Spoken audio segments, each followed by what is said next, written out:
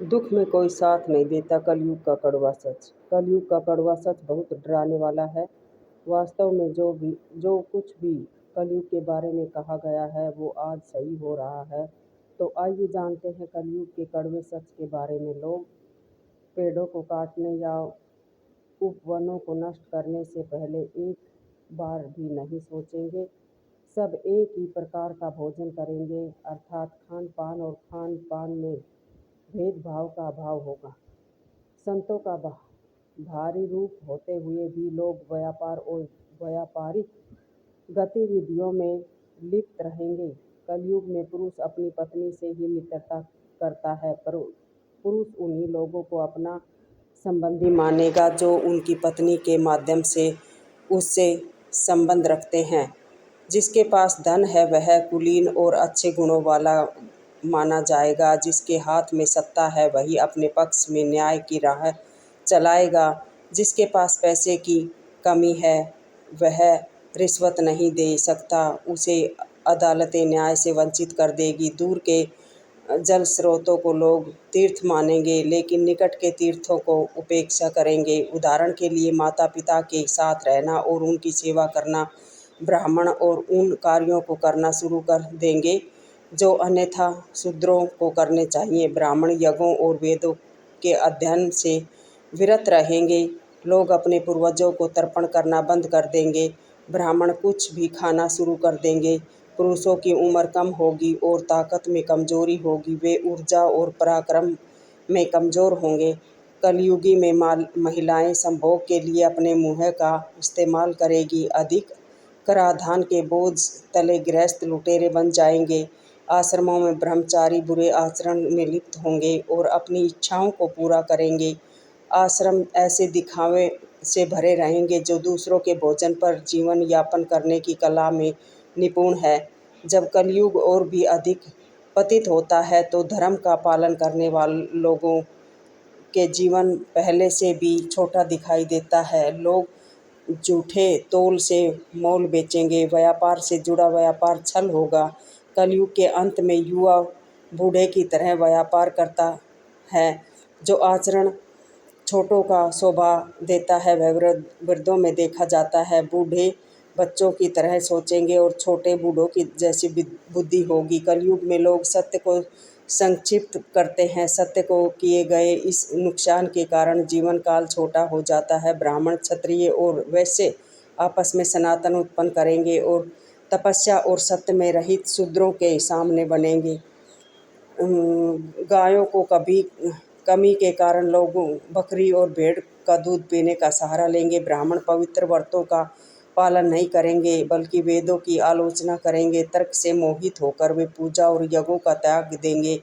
कलयुग के अंत में दुनिया ग्लेच आचरण से आगे निकल जाएगी। कोई संस्कार और बलिदान नहीं होगा। हर तरफ मातम छा जाएगा और कोई त्योहार नहीं मनाए जाएंगे।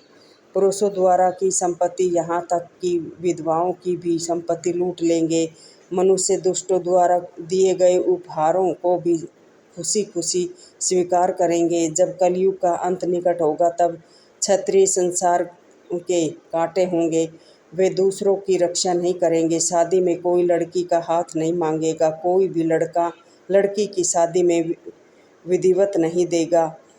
जब कलयुग पूरी तरह से परिपक्व हो जाएगा तो स्त्री पुरुष अपना जीवन साथी स्वयं चुनेंगे। कलयुग के पूर्ण विकसित होने पर एक साथ दूसरे हाथ से चोरी करेंगे। कायर अपनी वीरता पर गर्व करेंगे और वीर कायरों की तरह अवसाद में डूबे रहेंगे। कलयुग के अंतिम चरणों के दौरान कोई ब्राह्मण क्षत्रिय या वैश्य नहीं बचेगा। कलयुग के अंत में दुनिया में एक ही वर्ण होगा। पत्नियां अपने पतियों की ओर रुख नहीं करेगी। पुरुष और महिला जो चाहे खाएंगे। साधु के चिन्हों से लोग अपना श्रृंगार करेंगे, अर्थात नकली साधुओं की भरमार होगी। पकाया हुआ भोजन सभी प्रमुख मार्गों पर बेचा जाएगा। शास्त्रों के अनुसार पका हुआ भोजन बेचना पाप है। ऐसा इसलिए है क्योंकि सभी को भोजन का अधिकार है, चाहे उसके पास पैसा हो या ना हो। जब कलयुग पूरी तरह से उन्नत हो जाता है तो प्रत्येक आदमी इच्छानुसार कार्य करेगा। शूद्रों द्वारा ब्राह्मणों का दमन किया जाएगा और इस प्रकार ब्राह्मण सुरक्षा की तलाश में पूरी पृथ्वी पर भटकेंगे। शूद्र धर्म की व्याख्या करेंगे और ब्राह्मण उनके प्रवचन सुनेंगे और उनकी सेवा करेंगे। दुनिया में सब कुछ पूरी तरह से उल्टा हो जाएगा। देवताओं को त्याग कर दीवारों में स्थापित अस्थियों की पूजा की जाएगी। पुरुष मांस और शराब के आदी होंगे और अपने धर्म को कमज़ोर बना देंगे। बारिश गलत समय पर बरसेगी। कर के बोझ से दबे ब्राह्मण दसों दिशाओं में भोगेंगे। मित्र और संबंधी धन के प्रति प्रेम के कारण ही कार्य करेंगे। स्त्रियां वाणी में कठोर और क्रूर होगी और रोना पसंद करेगी। ये अपने पति की बात नहीं मानेंगी। पारगमन में यात्रा मेहमान भोजन और पानी मांगेंगे लेकिन प्राप्त नहीं करेंगे।